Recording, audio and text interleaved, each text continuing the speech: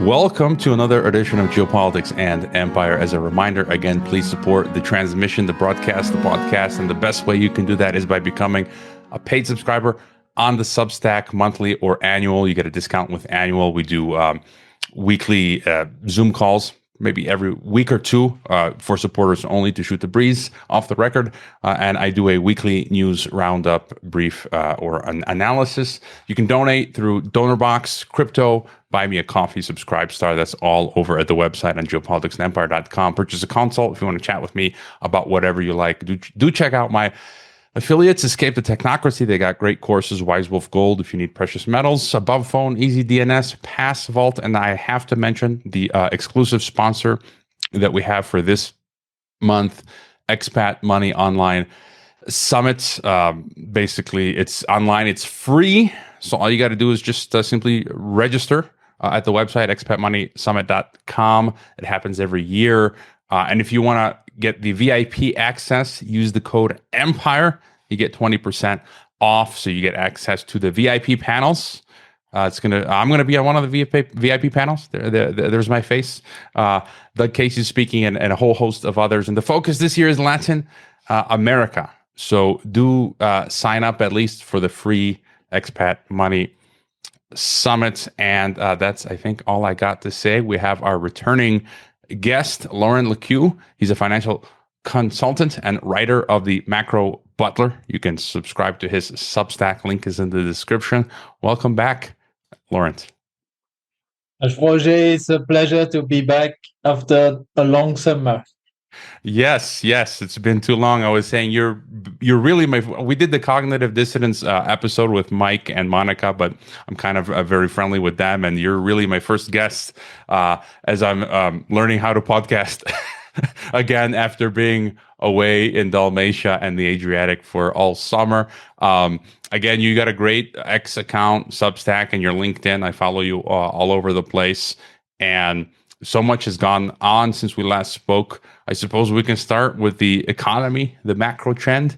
Where are we at, Laurent? Yeah, I would say that if we look at the economy, the US is still in an inflationary boom. In fact, over the past few months, we have already seen a rebound in inflation. That's probably the first impact of Liberation Day tariff. There are probably more to come. And if I keep focusing on the US, unemployment rate is rising, job creation has been plummeting. So we clearly see the US economy is slowing. Retail sales also have been very erratic and are very stagnating in terms of, in real terms, I mean, inflation adjusted. So we all see the U.S. economy slowing down, and I think that is no surprise, as the U.S. is probably heading into a stagflation or an inflationary bust. It's difficult to say how long it will take to formally move into this stagflation, but it's quite a certainty that by the end of the year or early 2026, we will see the US in stagflation. And if we look around the world, I mean, Europe is clearly in a much worse economic situation than the US. There, I mean, economic growth have been very low for many months and quarter. We have a lot of political uncertainty, political instability in Europe, among Germany, UK, France, and you name it. And if we look further east, China, the Chinese economy, I would say, is trying to stabilizing. The government has started to bring into some stimulus to stimulate local domestic consumption, but clearly the economy is still struggling. And further east, even more, Japan also is dealing with political instability, rising inflation, as well as a difficult situation for the BOJ because we all know that it cannot really raise rates in a country with such a high debt level. So all in all, I would say that the global economy has been slowing. Inflation is still a reality. We are probably on the verge of a second wave of inflation because not only because of tariff, but also because of geopolitical uncertainty and wars. I mean, the wars in Eastern Europe, the war in the Middle East are far from being settled. And we have seen new wars emerging here and there: India, Pakistan, Thailand, Cambodia. So all this environment clearly is inflationary and stagflationary, because wars historically create scarcity and shortages. And we all know that shortages are one of the main reasons of inflation. And on top of this, we see an increase of distrust to public institutions across the world. It's not only in Europe or in the US, but as well, as I said, in Japan and even in Latin America. So all these factors are clearly pushing inflation higher and economic growth lower. So I would say that the world is slowly heading into a global stagflation. Or bad will it be? I think it depends of where you sit in the world. I can think that the US and Latin America will do relatively better than Europe. And on the other hand, China, India, Russia are increasingly trading between each other. I think there was the SCO meeting a few weeks ago, which was a very important point and show the increased trade relationship and also a defense relationship between these three countries. So they are likely to also, I would say, experience a slower economic growth, but probably will be better off than the Western world. And around these ASEAN countries also are increasingly trading with China, India, and Russia. And this also will be kind of a way to stabilize the domestic economy in the ASEAN region. But I don't think that any country in the world will be spared by this global stagflation. But it really depends of where you live and how governments will deal with this issue of wars, the return of inflation, as well as the decrease of trust in public institutions. I just had a thought. Would you agree, after some of what you outlined? Of course, we had the Charlie Kirk event, which I believe was a deep event, and then you have so many things going on in Europe, the EU, the German economy is tanking. There's just massive layoffs, businesses closing down. But we see these governments in America and in the West, in Europe, it seems like their reaction increasingly in this context that we find ourselves in, which is very much, I feel, cyclical. Like we've been here before a century ago, and the same trends recur, that the governments now are preparing authoritarian measures, if you ask me, to deal with speech, to deal with this coming financial crisis. Do you see the same thing? Do you see that governments, particularly in the West, are preparing, speech controls, militarizing police, the armies? They say it's to fight some future boogeyman, but it seems like it's maybe to deal with the unrest that might be the consequence of the stagflation and whatnot. Yeah, yes, I agree. I think that we are kind of a similar environment that we were at the start of the 1930s. And we are also in a similar economic environment. I mean, the 1930s, late 1920s, 1930s were a period of stagflation. And clearly, you don't have social unrest when everyone is happy and well fed. So I think that the governments are well aware of these challenges, and we see increasing controls from any governments in the world in terms of freedom of speech, but also in terms of financial freedom. I mean, at the last ECB meeting, President Lagarde clearly announced that at the next meeting in October, the Euro CBDC will be announced. It will be probably implemented by the 1st of January, because the 1st of January is always a good date to start something new. And this is, of course, because she knows that a sovereign debt crisis is coming in France and other European countries. And this would inevitably push capital to move out of the Eurozone into elsewhere, and most likely into the US. So to implement capital control, the implementation of a CBDC is clearly the best way for this capital control to be very effective. And you can see the same, I would say, everywhere, including in the US. We had the Genius Act, and to be honest, the Genius Act and the stablecoin is just, I would say, another way of implementing a kind of private CBDCs. Remember that in the US, the Fed, based on the US Constitution, is not allowed to implement a CBDC. So what can be done easily is to create private CBDC, which are sponsored by US banks or US corporates.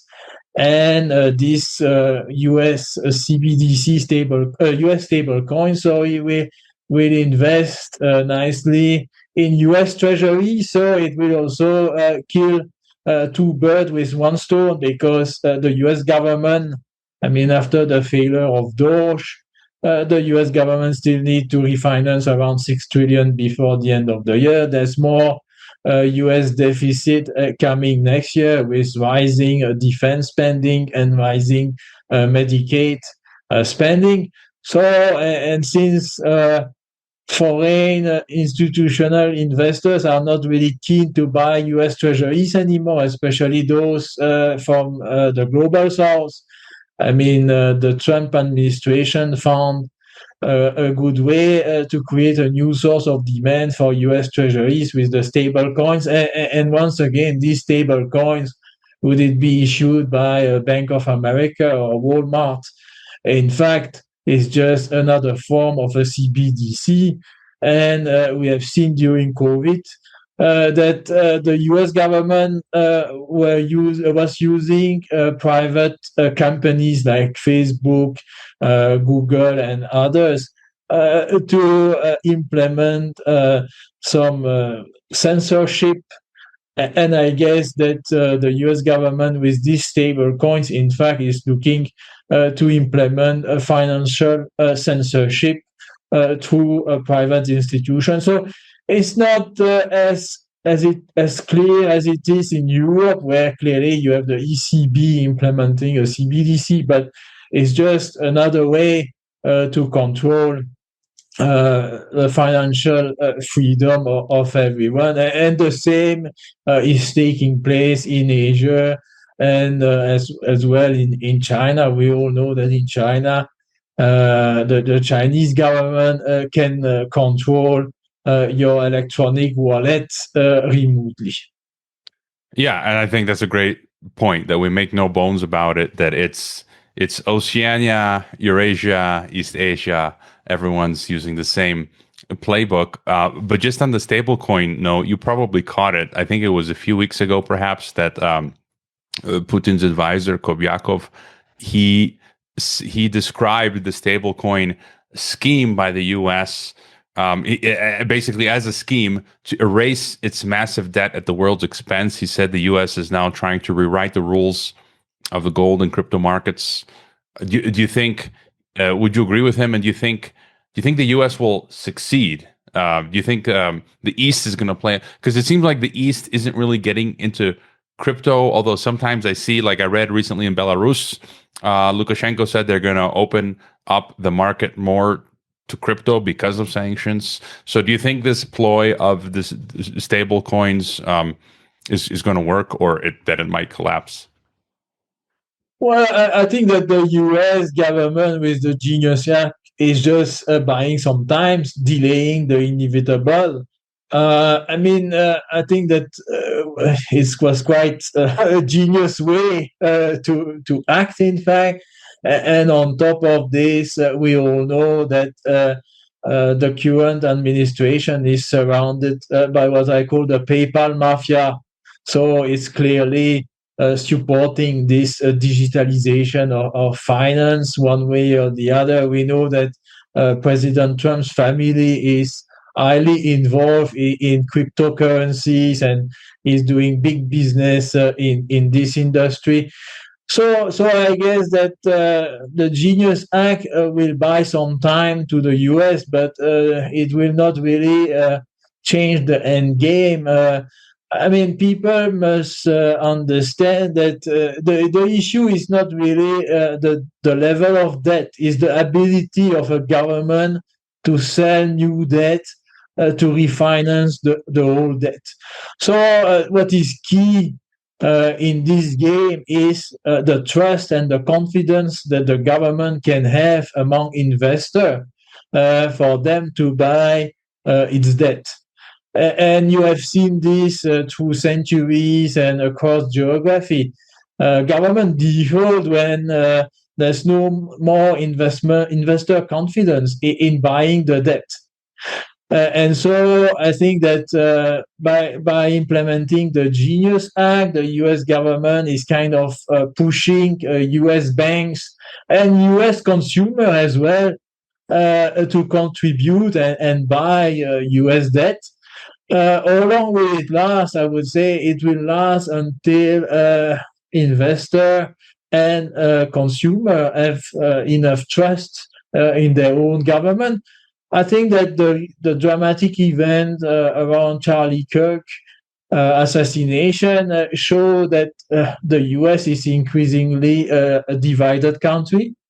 It's increasingly impossible for blue and red to live together. I even assume that some of the red are not willing to live with the PayPal mafia. So I think that we could see after the 2026 midterm election an increasing division of the United States.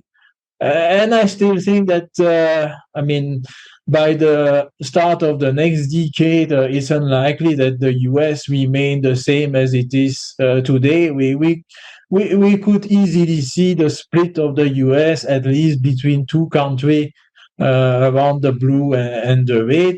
I would even think that it could be split into three countries, because I think that the Midwest, which is deeply red, in fact, is also deeply against all the PayPal mafia and all against all the new Washington plutocrats which have come from Silicon Valley, because the red people from the Midwest, and I'm talking here about, I'm thinking about the Amish kind of people. They want to keep their basic liberty, freedom, and they are probably also not very comfortable with this digitalization of the world and with this tech billionaire or tech plutocrat taking over Washington. Yeah, I kind of see some of the same trends, although I feel like the elites are attempting to manufacture the civil war, because I feel like right now many Americans don't really want to go at each other, and this Kirk Deep event, it seems like they're trying to accelerate this process. What about gold? Almost every day now, just like a few hours ago, new record of gold. So gold is telling us something. What can you sort of decode what's going on with gold? Well, a few months ago, I wrote a piece, Gold is for War. And it's really the asset that everyone should own in a wartime, because everyone must remember that gold first is an anti-fragile asset. It has no counterparty risk. You can store it outside any kind of banking system or financial system.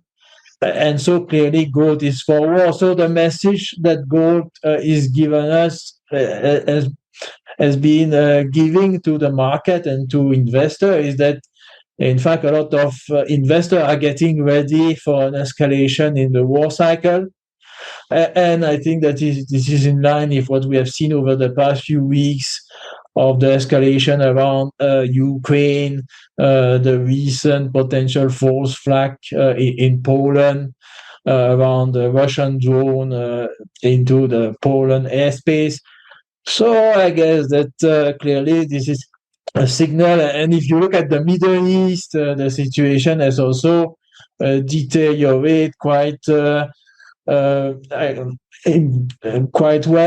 over the past few weeks. We had this Israeli attack on Doha, which I think is in fact a turning point in the Middle East conflict, because this attack on Qatar is about to unify the Shia and the Muslim world. The Sunnite and the Shia people in the Muslim world are about to be unified around this attack against Qatar. And this is also why you see now Saudi Arabia just signed defense relationship with Pakistan. There are a lot of rumors that Saudi Arabia has told the US that it won't be allowed to use its airbase in Saudi Arabia to support Israel in the next phase of the conflict in the Middle East.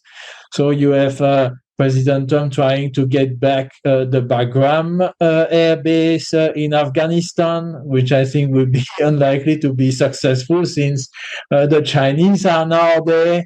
So, you can see that we have seen a lot of geopolitical events, which in fact could appear not very important for most of us, but the gold price have just told us that all these events are showing that we are heading into a new phase of the war cycle, and this can come at any time in the Middle East or in Eastern Europe, and I think also in Asia.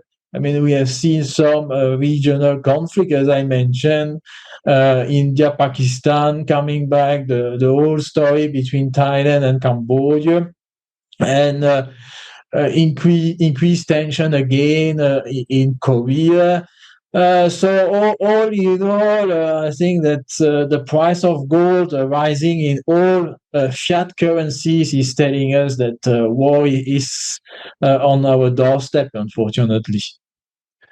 Yes, we've been touching on that trend here at Geopolitics and Empire for a long time. Just going to share my screen real quick. You made a few on your X account. You made some predictions at the start of the year, and you mentioned Korea, and I've been keeping an eye on Korea as well, because I believe they attempted a false flag, which I think the South Korean military prevented.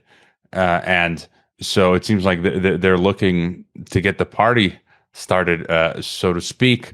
But let me ask you then about the multipolar world again, because we keep seeing this trend. The Economist shared the story, which was interesting, saying that China is ditching the dollar fast. Officials believe that the yuan has finally come of age, that increasingly China has the piping, so to speak, to manage its needs without the dollar and the U.S. And I thought this was interesting from Bloomberg, just published yesterday, something that I'd thought about for a long time, but they finally put it into paper, saying China road trip exposes list of uninvestable assets in the West, that venture capitalists and clean tech are starting to say out loud what they've suspected for a while. China's dominance has left key sectors in the West uninvestable. They knew China had raced ahead in sectors like batteries and everything around energy, But seeing how big the gap was firsthand left them wondering how European and North American competitors can even survive. So basically, it's demonstrating how far ahead the East is in energy and tech. And so just your further thoughts maybe on some of this stuff. The yuan. There was another article actually, I think within the past week. I don't know if it was The Economist or who said that yuan. They're starting to float these ideas that the yuan may take over the role of the dollar at the rate where we are now. That's kind of like a pipe dream, but you never know if there's a quick collapse of the dollar. So just any further thoughts on China, the yuan, the multipolar world? Well, I think that, I mean, if we take a step back, the Anchorage meeting in Alaska was just a try for the US and Russia to settle, I would say, a peace deal. It is unlikely to be successful, but I think that it was also a try to stop Russia and China to work further together. And what we have seen after that is we have seen the SCO meeting in Tianjin, then the military parade in Beijing at the earlier this month. I mean, all these show that the axis China, Russia, India is taking shape. This axis clearly wants to de-dollarize, meaning they want to trade more between each other, and they want to stop using the dollar as a way to trade between each other. So they are setting up kind of an alternative system to SWIFT, which will work on their domestic currency. Why China is ditching a US dollar asset? I mean, it's quite well known that the neocon in Washington are always dreaming about a war with China. That's like they are using Taiwan as the way to probably trigger this war. So, I mean, China has seen what happened to US dollar assets owned by Russia after the Ukraine war, the start of the Ukraine war. So they know that they need to de-dollarize as much as possible, reduce their holdings in US Treasury as much as possible before they are dragged into a conflict with the West or with the US. Would it be around Taiwan or elsewhere?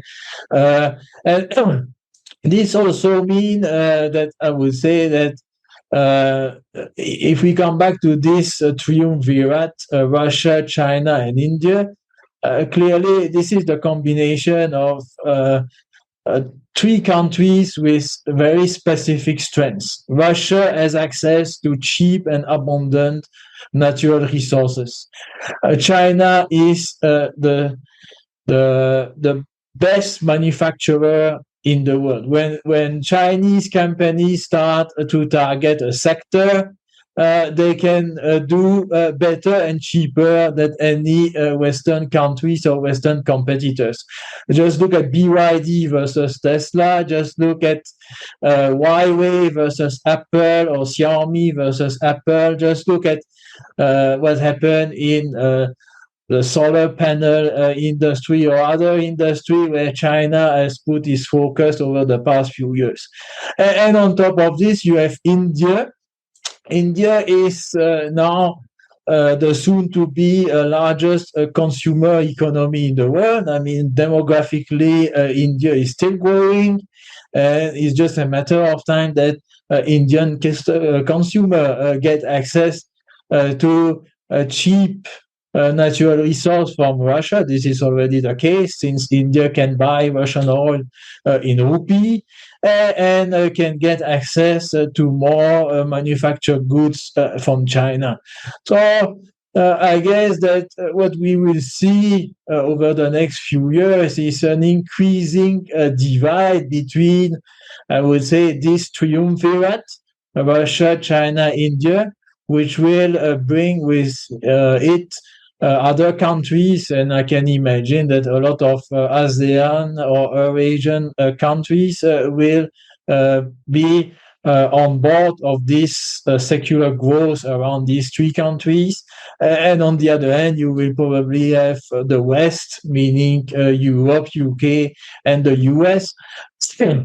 The strength of the US versus Europe is that the US has also access, I would say, to relatively abundant natural resource. It's just that the US has not really developed the way to use this abundant and cheap natural resource outside natural gas and oil. And the US, in fact, what the US needs to do now is to refocus its educational system and push American students to become engineers, to become to focus on any kind of profession linked to the reindustrialization of the US, the remanufacturing of the US, and also all profession around this natural resource industry. So this will take at least 5 to 10 years. But if I could give an advice to President Trump, it would be to clearly push the US educational system into that direction, because the US, unfortunately, is lacking engineers, is lacking people with manufacturing experience. And that's what we have seen. And given that it has just tightened immigration laws, in fact, what we have seen around the Hyundai plant story and the ICE, or what we see with the visa, the visa tantrum we have over the past few days.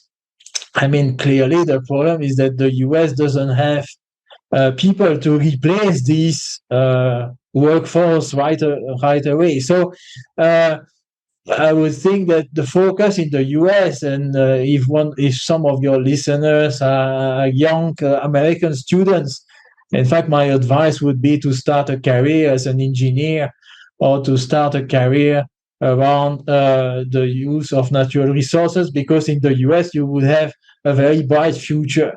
In Europe, and unfortunately for Europe, Europe doesn't have natural resources. Europe has been dragged into Keynesian kind of communist policies, which have clearly pushed into most countries like Germany, France, into an economic suicide. And there's no more manufacturing in Europe. And to be honest, I can see that Europe is in front of a very dire future, and that's why, in fact, you can see that the ECB is the front runner in terms of the CBDC, because Europe is also in the driver's seat for a sovereign debt crisis, social unrest. I mean, we have all seen the social unrest over the past few days in France. We all know that France is on the verge of asking of IMF bailout. So, I mean, if I have advice to give to European listeners, would be that, I mean, just take your luggage and move out of Europe. There are a lot of opportunities elsewhere in the world, can be in South America, in Southeast Asia, or even in the US. I guess that the US would welcome European native migrants who still have an engineering background, and French people. In fact, I mean, France developed nuclear power. France was also one of the first to have high-speed trains. So for a country like France has great engineers, but unfortunately for France, most of these engineers are already working overseas in Asia or in Latin America. And there's a great article I wanted to share from, was it the Telegraph the other day? It was on the Geopolitics and Empire Telegram channel, and socials. And the synopsis basically, it's talking about AI and how graduate openings are dropping at an astonishing and unprecedented rates at universities. And this guy's talking about AI automating lower level graduate jobs. These jobs are disappearing like snow in spring sun, meaning the entire career ladder is missing some bottom rungs. And the advice is, he says, middle class people should advise their kids to skip university and look at learning manual labor, plumbery, joinery, bricklaying. And I think that's a really good point there. So blue collar, as you said, or blue collar work, even here in Mexico, getting a construction worker, a plumber, electrician, the rates are rising in Mexico. Like it's, I mean, in some cases, it's even getting close to, starting to touch U.S. What a blue collar worker charges in the U.S. And so things are, and maybe that's part of the stagflation you're talking about as well. Before I continue, are there any other issues that you think are important or interesting that we haven't touched on yet? Well, I would say I would summarize is that the world is become increasingly divided between what I call the global south on one side, so countries growing around this axis of China, Russia, and India, and on the other side, the Western world, with potentially the US kind of being even isolated from Europe, because, as I said, the US can still emerge as a very strong domestic economy.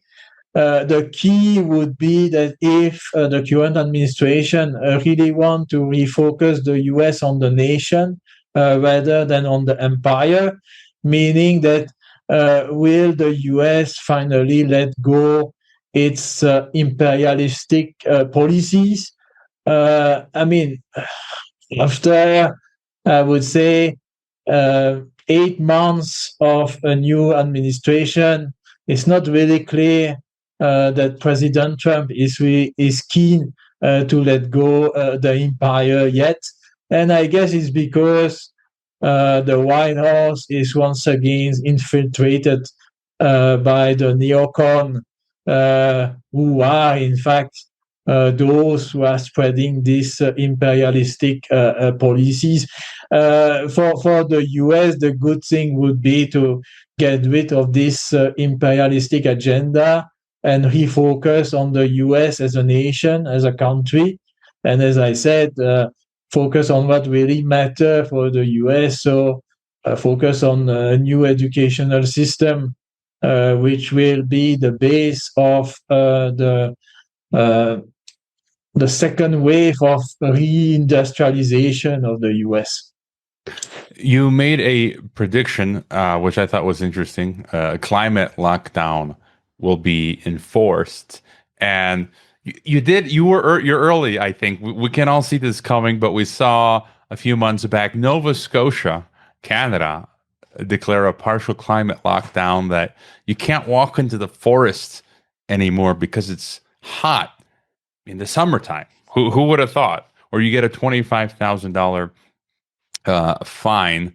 And so, any thoughts? Just we're circling back. We've touched on some of this stuff. The green agenda is particularly strong in the EU, as well as in the West. We're even seeing that stuff here in Mexico, where they're bringing in this carbon social credit system. Right? They want to switch money to energy unit credits, and then everyone will get a ration of how much energy you can use. Any thoughts on this plan going forward for climate lockdowns?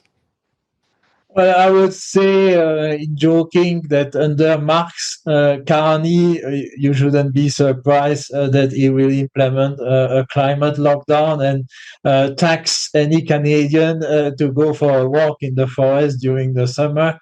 But joke aside, I think that we are starting to see a lot of volcanic eruption here and there across the world, especially here in Asia, in Indonesia, and as well on the east coast of Russia. So I would think that probably that volcanic lockdown or climate lockdown was a bit too early. But I mean, I wrote 3 pieces on the solar cycle over the summer. And I think that this is a cycle that no one can control. In fact, this is kind of the super cycle. And we are heading into a solar minimum. So solar minimum usually means more earthquake, more volcanic eruption. And this could be also the trigger of a natural climate lockdown. Regarding what's happening in the West, especially in Europe and Canada, I would think that unfortunately the green zealots are still in charge, and they will probably continue to find one way or the other to tax citizens for the goods of the environment, while in reality, in fact, we all know that I mean, this change in climate have been secular and happened even before human were on Earth. So I would say that unfortunately for those countries which are still pushing for their green agenda, they are most likely to suffer economically even more than others. I just want to add that in Asia, in particular, most of countries are still using coal as a major source of generating power. China is also pushing a nuclear agenda, and it seems to be even ahead of the US and the rest of the Western world on the nuclear power generation. So in Asia, the transition from coal to nuclear has just started.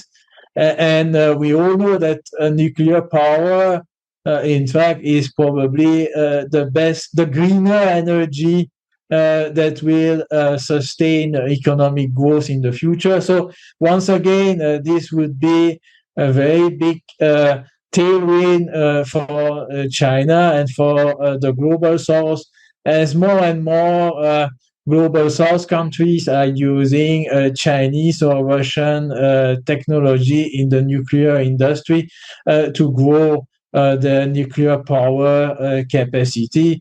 We just had recently Myanmar signing a deal with Russia to build its first nuclear power station. So I think that the global south is much more pragmatic than the West in these green policies.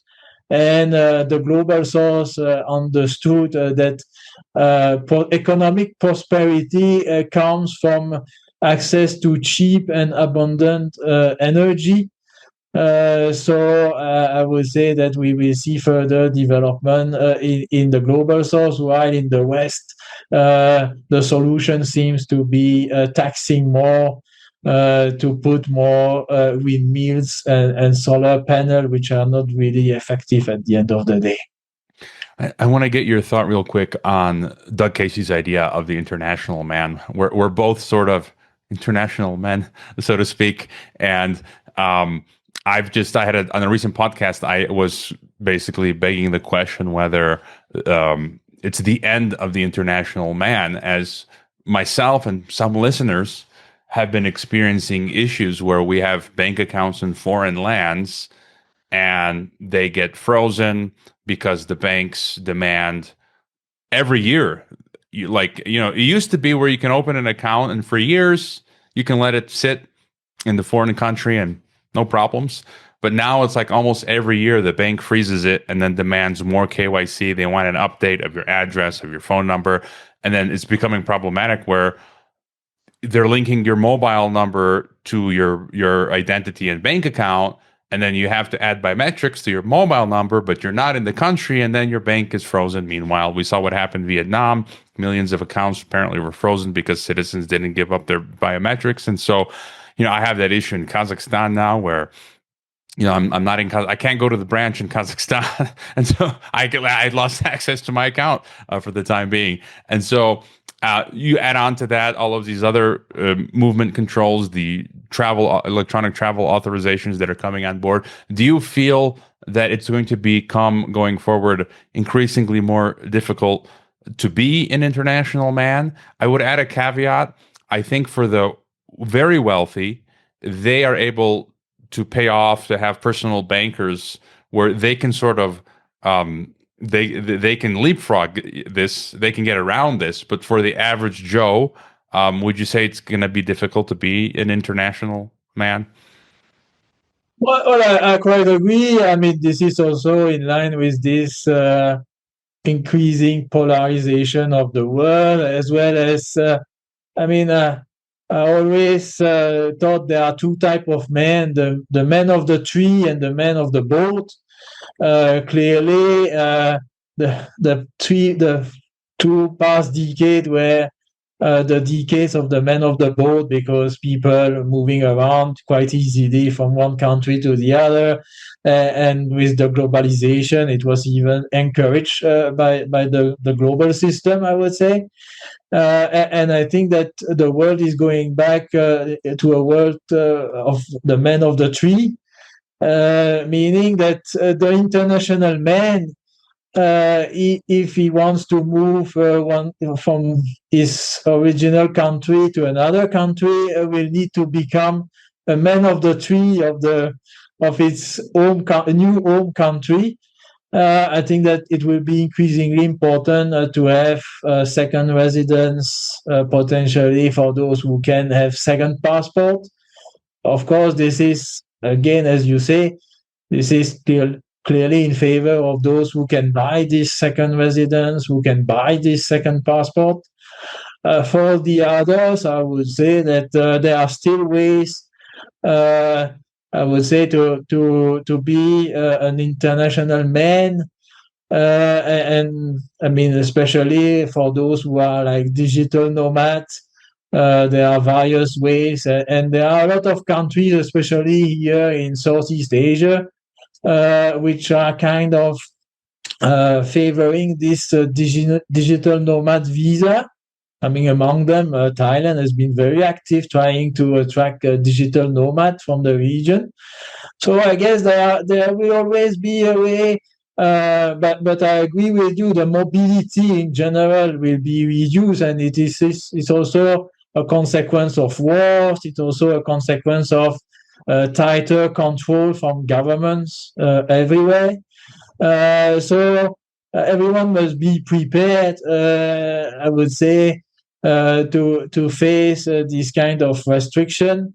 But my advice here is that if you are an international man, try to live like a local man where you live, because that's probably the best way also to live a peaceful life in this very challenging times, and especially if we have increasing war tension between countries. I also want to get your quick thought on housing, real estate. I think it's always something that's good. It depends on the geography, but you should always be owning property somewhere. Any thoughts on housing? Well, I would think that it's a very, I mean, it's a location market. It really depends of where you want to live. I think it's good to own your own property.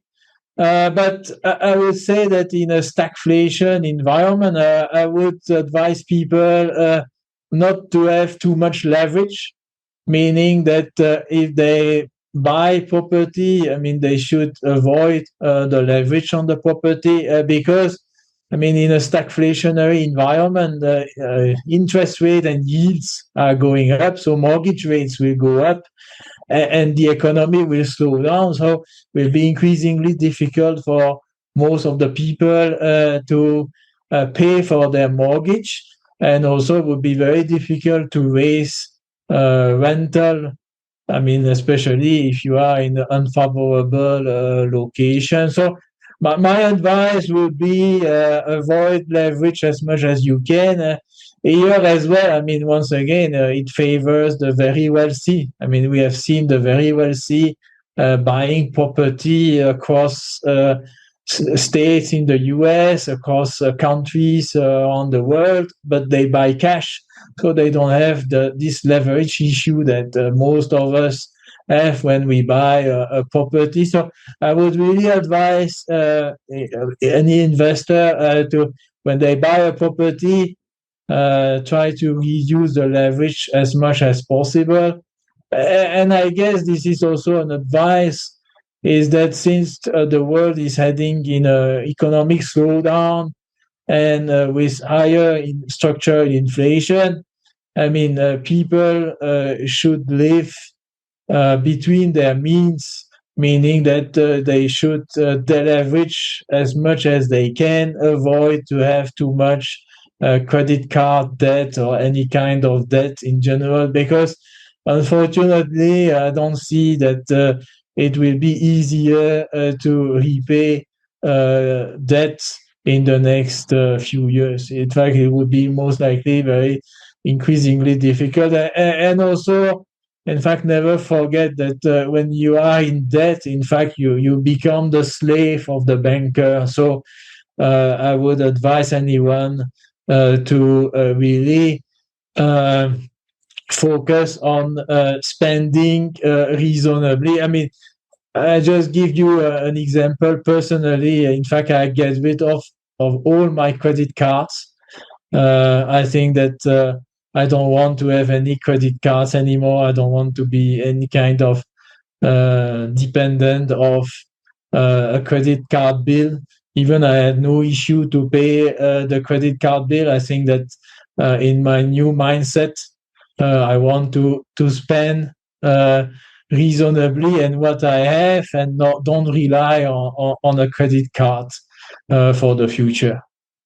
Yeah, that's good. I only have them just to make online purchases because it's difficult. But I pay them off immediately, and I've seen some of the rates here in Mexico. It's absolutely insane for credit cards. I think one of them was like 97%. It's insane. But anyways. Really good stuff. Great advice for the coming Hunger Games, for the coming stagflation, civil unrest, war, and digital gulag that we're staring into the abyss at. Any other advice or final thoughts for us, as well as I always link your stuff in the description. You got your Substack, your X account, your LinkedIn. So any final thoughts, and then the best places to find you, or projects or services you might have? Well, stay healthy is very important. Having a good health is very important. Mental health is also very important, and spend a lot of time with your loved ones, because these are the ones who really cares of you and who should really take good care of. And for the rest, people can always contact me at info@themacrobutler.com. I help high net worth individuals to navigate these difficult times. And I also launch a Telegram channel, the Macro Butler, where people can also see some of my comments, which are outside the weekly Substack. In fact, the project for the Macro Butler for the next few months and next year are that we are going to move to a monthly newsletter, which will be for subscriber only. And then we are planning also to develop a financial academy, because I have the art to enhance financial literacy to everyone. So we are building a financial class which is directed to anyone from kids to working adults or even retiree, and we want to help them. For those who are not high net worth individual, we want to help them to start to to build a portfolio and to start investment. As younger as you start, the better, because the younger you start, the sooner financially free you can become. And at the end of the day, financial freedom is the most important freedom against all the tyranny. Exciting to hear about your projects. I look forward to seeing all that come to fruition. And well, thank you again for coming on Geopolitics and Empire. And I look forward to getting another update in the near future. So thank you, Laurent. That was my pleasure, Roger.